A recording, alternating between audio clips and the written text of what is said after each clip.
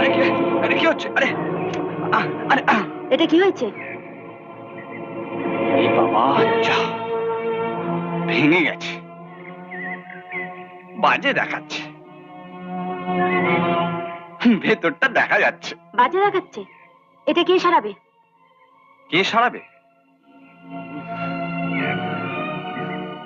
এখানে তো সারাবার লোক পাবেন না, সেই শহরে যেতে হবে। পরাণ মিস্ত্রি দারুণ গাড়ি সারায়, বলেন তো আমি নিয়ে যেতে পারি। টাকাটা কে দেবে? টাকা?